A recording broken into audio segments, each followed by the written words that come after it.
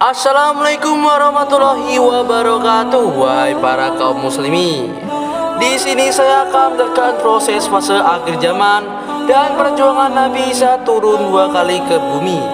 Oke, kita lanjut dan simak baik-baik video ini, dan semoga video ini bermanfaat bagi kita semua.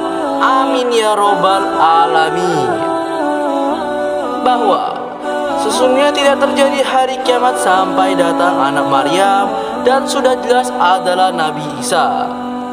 Pada suatu saat, ketika Nabi Isa sedang bersembunyi dari kejaran pasukan Romawi, dikarenakan Nabi Isa dianggap mengancam waktu itu, ketika itu Nabi Isa mempunyai 12 murid, yaitu Andreas, Barnabas, Bartolomeus, Matius, Filipus, Simon Petrus, Tadeus, Yahya bin Zabdi, Yakub bin Zabdi, Yakub bin Alfius, Yahuda, dan Yahuda Iskariot atau bisa dipanggil Yudas Iskariot.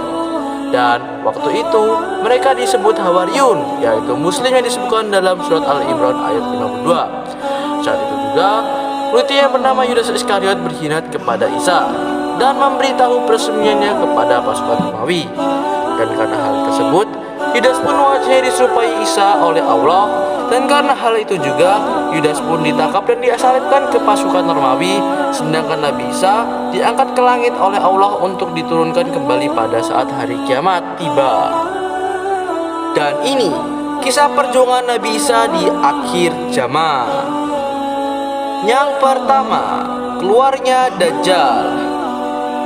Jadi Dajjal itu diambil dari kata Dajalah, yang berarti kekacauan. Dajjal akan keluar dari negeri Persia dengan diikuti pengikutnya berasal dari wilayah Yahudiyah, yaitu wilayah Khorasan, yang sekarang adalah negeri Iran yang berjumlah 70.000 pengikut. Dia akan membuat kerusakan selama 40 hari. Dajjal akan memasuki seluruh bagian bumi kecuali Mekah dan Madinah, dikarenakan Mekah dan Madinah akan dijaga oleh malaikat. Ciri-ciri Dajjal yaitu mata kanannya buta seperti anggur kering, memiliki kulitnya kehitam-hitaman, dan memiliki dahi yang lebar dan terdapat tulisan kafaro yang bisa dibaca oleh orang-orang beriman.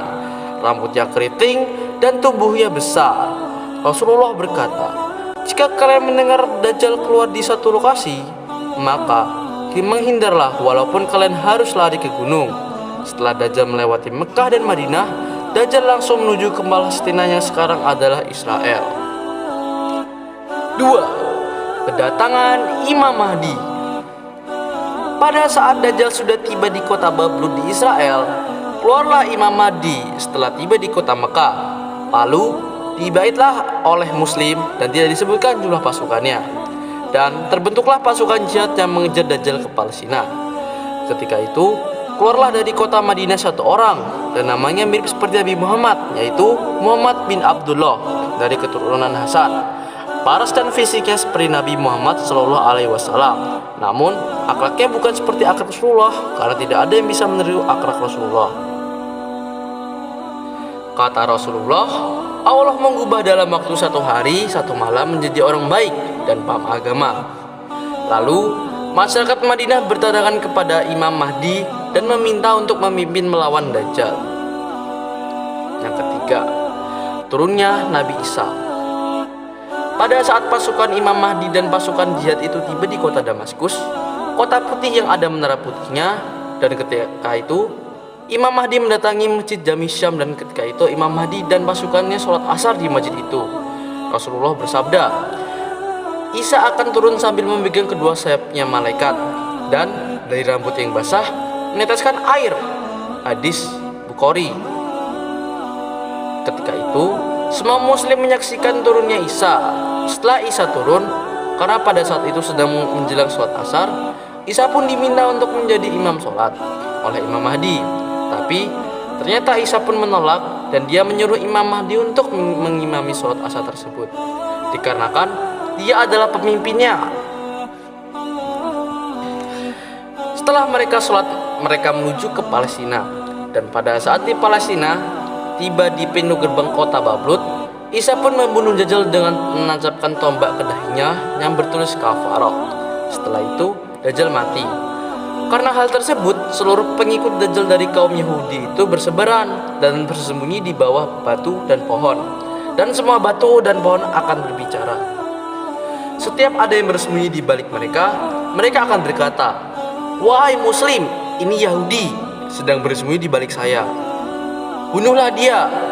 Dan Nabi Isa memimpin di muka bumi, dan saat itu juga Islam akan masuk ke semua rumah dan seluruh bumi.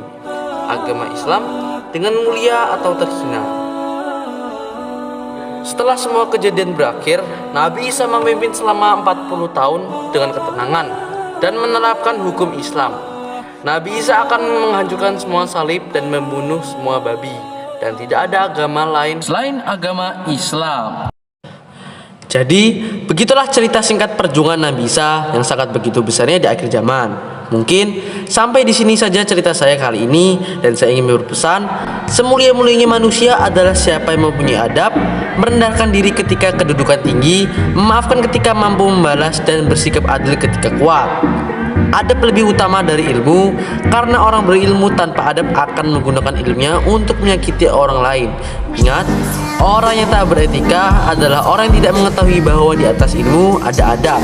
Saya Akram sebagai orang yang rendah dan hina serta berdosa mengucapkan terima kasih, dan wassalamualaikum warahmatullahi wabarakatuh.